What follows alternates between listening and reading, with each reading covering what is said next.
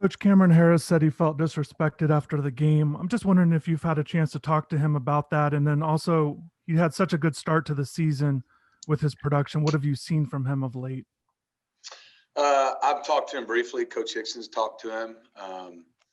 It was a tweet, and kids tweet a lot of things these days. That's kind of how kids vent, right? And I think I'm not totally sure what Cam really meant, other than I know he's frustrated. The last couple of weeks maybe haven't gone as well as he had hoped, but he's a passionate kid. I know he's going to work really hard, and he's a big part of what we're doing. Obviously, the first 3 weeks he did really well.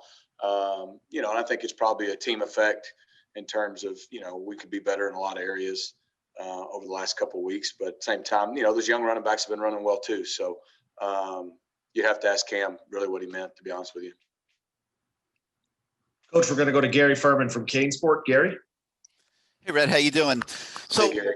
we've had a chance now to obviously watch a half a season, and there seems to be a disparity on the offensive line between pass blocking and run blocking. And, pass blocking, even though I'm sure you've probably given up a couple more sacks than what you'd like, I mean, it's been markedly better than what it was last year when they were giving up, 4 or 5 sacks a game. But the run blocking really seems to have become a struggle now for 4 straight games. Can you talk a little bit about that and what the reason is for it? And is it limiting you in terms of your rollout of your offense and what you can call on game day?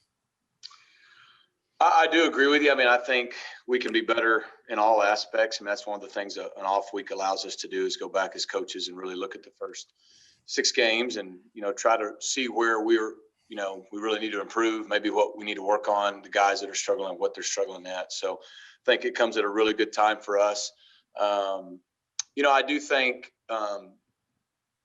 obviously against Clemson, we didn't run the ball very well at all. This past Saturday night, especially with some of the run boxes we were getting, we needed to be better running the football. And I think that helps any offense. So I don't know about limiting us, but we'd like to run it better. I don't know about 4 games. I mean, we rushed for over 200 yards against Florida State, I think. And I felt like we ran the ball well against Pitt. But to your point, we can be better, and we need to be better.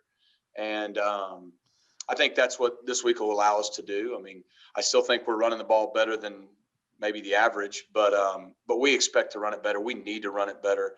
And through 6 games, it's been kind of a mixed bag. We had weeks we ran it well, not thrown it well. Now we throw it well, don't run it well. And Florida State, we kind of put it all together. And so, we need to be more consistent down the stretch. I think, that's something that we're really going to strive towards doing. But I have no doubt those guys will continue to improve up front, both in the run and against the pass. And just as a quick follow, can you talk a little bit about Tyler Van Dyke's development? And, is he getting to the point where he's challenging the Cozy for number 2? We don't really get to see him. So how's Tyler coming along as a quarterback and in the competition at that position? Yeah, Tyler's coming along nicely. He's a guy that, I think it was a week or 2 ago, one of y'all asked maybe about him. I feel really good about where he's progressing as a true freshman. It's weird in season, you got your starter, you're not really having competitions at other places. And so I feel, as do our coaching staff, I think, feel good that, both Nkosi and Tyler would give us an opportunity to win if they were called upon. So that's a nice situation to be in, where you don't feel like you've only got one guy or maybe 2. Nkosi's played a lot of ball. And even though Tyler hadn't really done it because he's a true freshman, and I'm sure there would be growing pains, he's very mature for a freshman. He handles himself and prepares very well, and I think he's gotten better throughout the course of the first 6 or 7 weeks of the season, which a lot of times kids hit that freshman wall. So I think even though y'all don't get to see him and nobody does, he's still progressing very nicely. Coach, we've got Manny Navarro from The Athletic. Manny. Hey, Coach Lashlee, got two quick ones for you. First one, Navon, Donaldson, Jalen Rivers. I know Coach talks a lot about competition and getting guys to sort of compete maybe for some of those interior spots. Where's Navon in his comeback, and where's Jalen in his development? Navon, he's not cleared yet, so that's really not an option at the moment. But I think he's really improving and doing some really good things. Hopefully, maybe later this year, for sure next year that'll be the case. And then, Jalen Rivers is kind of like Tyler Van Dyke, for a freshman. he's a guy that if he had to play, we feel like he could, and that he would get better each week. He's definitely, in the top 6, 7, 8 guys on that O-line, and a guy that gets a lot of reps each week. And, who knows what the last 5 to 6, 7 weeks of the season will hold. But he's a guy that I think, is doesn't act like a true freshman. And I think his future is very bright. So, that's definitely – and like you saw, competition's always a big deal. And competition makes us all better. And so you're kind of always competing. You saw how that helped the receivers last week. So I think that's the same situation at every position still. And then I know this might sound silly, but De'Eric, he's leading the team in its rushing attempts anyway. I don't know if that includes sacks or not, but just do you think he needs to run the ball better? Does he need to run the ball more? I only say that because of, when you see them sort of run that read option with the running back, there's times where maybe if he held on to the ball and ran it himself, it'd be more effective. I guess I want to get your read on what you're seeing with how he's handling that. Yeah, I think part of the reason he has more rushes is, yes, sacks. Sadly, in college football, they count against your rushing total, not your passing total like they do in the NFL.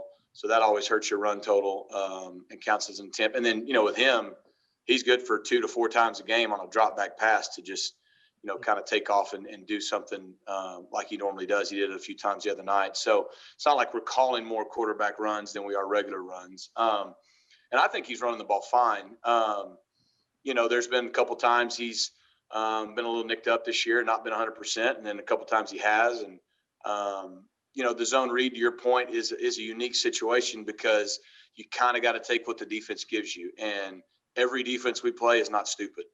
They want him to hand the football. And to your point, I think there was one time the other night, maybe 2, but definitely one late in the game that he could have pulled it and put a little extra pressure on the defense. And, zone read is something he hadn't done in the past much, believe it or not. He didn't do it at Houston, didn't do it a lot at high school. So I think he's getting a feel for it. Who was it we were playing? Florida State, he pulled a couple and did a few things. So I think he's getting a feel for it. But most of the time, Manny, they're making him hand the football. And that's smart by defenses. Thanks, Coach. Coach, we've got time for a couple more. We're going to go to David Lake at Inside the U. David? Yeah, just wanted to touch on the receivers. Obviously, they stepped up last game. Did you kind of sense that was coming? And then also, too, just, an observation, wanted to see if you agreed, I guess. It seemed like, in general, they were on the same page more with De'Eric during, scramble drill, quote-unquote, situations with throws on the sideline, et cetera. Just, is that starting to come along, too, now that we're at the midpoint? Well, I hope so. I know I said it, I think it was last week, and it sometimes sounds like maybe wishful thinking, but the last couple of weeks, really ever since the Clemson game, they've really been practicing well. And didn't manifest itself against Pitt. We were close. And I know I said I felt like we were getting closer to having a little bit of a breakout. And it was really nice to see, Mark Pope make that big catch on the sidelines the other night on that first 3rd and long. Even Will Mallory, the first play of the game, was huge. Mike Hardy made some really nice catches, big 3rd down across the middle. Even to your point, I think we scrambled once and he caught it on the side, twice actually on the sidelines. D. Wiggins on the scramble. So those 3 older guys really stepped up and made some contested plays for us. And I think that's a great observation. When with a guy like De'Eric, the play's always alive. And they did a really good job one time on our sideline, really late in the game. I guess it was late in the 3rd quarter. He scrambled on a 3rd and long, and Harley scrambled, and we hit him. And D on that one towards the end on that last touchdown drive. Those were big plays. And so not only did they make plays down the field in the normal course of the offense, but 100% feel like we're getting more on the same page. And they've got some confidence, I think, and that's something we really need to build off towards the second half of the season, no doubt. Coach, we got Barry Jackson from the Miami Herald. Barry? Hi, Rhett. Had one more thing on Cam Harris for you. When you and Eric watch the tape of his carries, it's been a 1.9 average for him over these last 4 games. Are you seeing a player who just simply doesn't have the holes in front of him to do anything with those carries, or do you and Eric see areas where maybe he could maximize those carries a bit more? Probably both. I think there's, it's something we've looked at already this morning. We're having in our run game uncharacteristically more negative plays than we should. And that's really kind of stunted our momentum at times. And And that's not just on Cam Harris and the running backs. That's on our offense. And we can do a better job up front. Sometimes it's the quarterback. Sometimes I could put them in a better situation. It's a team deal, and nobody is to blame. I do think there are times where maybe earlier in the year we were getting downhill when it wasn't clean. And sometimes it's like anything else, when you have a bad day at the office, and no different than a hitter in baseball or anything, you kind of get in a slump and confidence wanes a little bit. I think the bye week came at a good time, but we saw some things we can clean up. I think that'll help everybody. And hopefully we can be more effective down the stretch. If we get the passing game going, that's going to hopefully open up the run game more. And then, like I said, we can just execute at a higher level. I know a lot of times when things aren't working to the level we want, it's sometimes just like, well, this player or it needs to be a different play. And sometimes that's the case. Sometimes we just all need to execute better and do our job better. And so I think that's something we can do, all of us. Coach, the last one for you is David Furones from the South Florida Sun Sentinel. David, go ahead for Coach Lashlee. Hey, Coach, a couple of follow-ups on a couple of topics you already touched on. With the freshman running backs, you compared to Cameron Harris, is there something they're doing better when they have their opportunities, the way you see them running the football? And then I also wanted to ask, because you touched on the receivers and the deep balls, how about your assessment of De'Ara King throwing those deep balls as well? Yeah, I don't know if it's a comparison to. I do think both of the young backs, we're 6 games in now, and they're very comfortable playing. I thought Jalen Knight did some really good stuff in pass protection the other night that maybe he wouldn't have done the first 4 or 5 weeks of the season. That gives us confidence as coaches. Sometimes people say, oh, he can run the ball, but there's a lot more to it than just running the football. And, that one drive, Don Chaney came in, and, man, he was a load to get us down there inside the 2-yard line. And so those guys, they run hard, they run downhill, they break tackles, they run behind their pads. And I think the game's just slowing down for them.